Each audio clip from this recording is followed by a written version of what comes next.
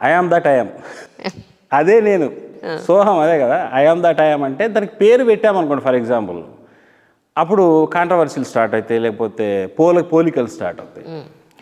ఏది ఆదియో, నేను ఎవరని మీరు అడిగితే ఒక్కటే మాటలు చెప్పాలంటే, ఏది ఈ విశ్వాన్ని సృష్టించిన మహా చైతన్యపు శక్తి ఉందో ఆ శక్తి యొక్క అంశలే ఈ టోటల్గా మారిన వ్యవస్థ ఉంది, ఈ టోటల్ ప్రపంచము.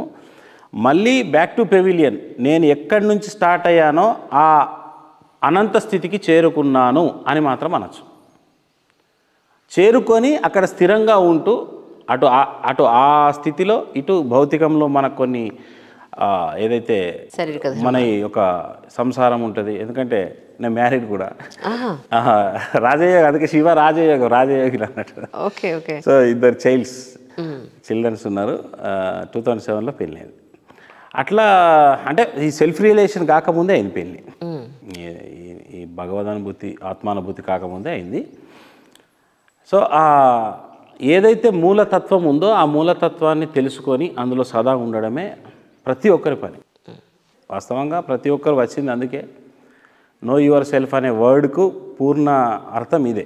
ఇంకా దాన్ని మించింది ఇంకా నీకు భిన్నంగా ఇంకోటి ఉండదు. ఇక్కడ ఈ బాడీ తత్వం అనేది ఉండదు. ఇక ఈ దేహతత్వాన్ని దాటాల్సి వస్తుంది. అప్పుడు అది అనుభూతం అయితే తప్ప దాని మీద గురి కుదరదు. అప్పటి వరకు ఇటువంటి గురువులు చెప్పిన సాధనలు చేస్తూ కావచ్చు, దాంతో ఏకత్వం అవ్వాలనే ఒక ఇంటెన్షన్ కావచ్చు, అప్పుడు అది మనకు సాధ్యమవుతుంది. కానీ ఓ పక్క సంసార జీవితం సాగిస్తూనే ఈ జర్నీ రెండింటిని ఎలా బ్యాలెన్స్ చేయగలుగుతారు మీరు? అంటే ఇది మన ఋషుల సంస్కృతి ఇట్లనే ఉంది. ఎవరు ఋషులు సన్యాసులుగా లేరు. ప్రతి ఋషికి అప్పుడు వేద ఋషులందరూ సంసారులే. కృష్ణుడు, రాముడు, మీకు ఎవరినైతే ఇప్పుడు మొత్తం తీసుకుంటే జనక మహారాజు, రాజర్షి, ఈ కాలంలో తీసుకుంటే మీకు మా గురువు అయిన బీరెల్లమ్మ వారు సంసారే. సంసారంలో ఉండి తరించడము చాలా సులువు ఈ కాలానికి. ఎందుకంటే సంసారాన్ని త్యజించమని ఎవ్వరు చెప్పలేదండి. ఇక్కడ నుంచి అక్కడ దాకా సంసారాన్ని త్యజిస్తేనే నేను దొరుకుతాను అని ఏ సెంటెన్స్ ఇప్పటి వరకు ఏ దేవుడు ఇవ్వలే. అంటే అవతారాలు, భగవద్ అవతారాలుగా మనం చెప్పబడుతున్న ఏ యోగి మీరు ఇది త్యజిస్తే నేను దొరుకుతా. సో అక్కడ కండిషన్స్ పెడితే అది దైవతత్వం కాదు. నువ్వు ఎందులో ఉన్నా నీ యొక్క సాధన నీ అంతరంగంలో సాగుతూ ఉన్నప్పుడు అది పూర్ణత్వ దిశగా వెళితే నువ్వు అక్కడ సాచురేషన్ వచ్చినాడు నువ్వు అది తెలుసుకుంటావు. సాధన ఇంపార్టెంట్, కానీ ఇది వదిలేయి అది వదిలేయి అనేది అసలు ఏమి ఇంపార్టెంట్ లేదు.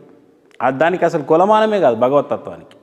ఒకవేళ అది కొలమానము షరతులు పెట్టుంటే అది భగవతత్వం మనబడదు నా దృష్టిలో. మరి శ్యామలాపీఠం ఎలా ఏర్పడింది అని అంటే ఏం చెప్తారు? ఇది మాత్రం అంటే అమ్మవారి ప్రేరణ అనుకోవచ్చు. నేను అనుకోలే, నాకు రాజశ్యామల నేను ఆరాధకుని కాదు, వాస్తవంగా అమ్మవారి భక్తుని కూడా కాదు. నేను కంప్లీట్ ఈ ఆత్మ స్థితిలో ఉండి నిరాకార తత్వంలో ఎక్కువగా అభ్యాసం చేసే అలవాటు ఉంది మొదటి నుంచి. అది ఒకనాడు స్వప్నంలో ఒక డ్రీమ్లో ఆదేశం వచ్చి సడన్గా దానికి అంటే భూమి పూజ చేసేసినాం దసరా నాడు 2021 దసరా. అప్పుడు 2023 దసరాకు 2 years అయింది. అంటే ఒక 6 నెలల్లోనే ఈ గుడి నిర్మాణం జరిగింది. అంత బలం వచ్చి ఎందుకు రాజశ్యామలను పెట్టే వరకు నాకు కూడా తెలియదు. అప్పుడు ఏమవుతాయంటే ప్రీవియస్ నుంచి ఏదైనా మన సాధనలు అమ్మవారి తరపున అట్లా ఉన్నాయనుకోండి, మన సాధనలు ఏమవుతాయంటే వెంటబడతాయి. ఆ దేవత సంబంధించిన మనం పెట్టేది కనుక ఉంటే డెఫినెట్గా ఆ కర్మ ఏమవుతుందంటే అది పుణ్యకర్మ కావచ్చు, పాపకర్మ కావచ్చు, వెంటబడుతుంది. ఆ రకంగా ఇది నా కాన్షియస్లో లేకుండా జరిగిన విషయమే. నేను ఎప్పుడు తప్పించలే ఇట్లా ఇది అవుతుందని. ఇది అమ్మవారి ప్రేరణతోనే జరిగింది అని చెప్పడంలో ఎటువంటి అతిశయోక్తి లేదు, అలా అన్డౌటెడ్లీ. ఆ రకంగా ఈ నెలకొల్పబడ్డది. ఇక ఆనాటి నుంచి దాదాపు 1.5 year అయింది ఇవాళ వరకు ప్రతిష్ట జరిగి. April 15, 2022లో ప్రతిష్ట అయింది.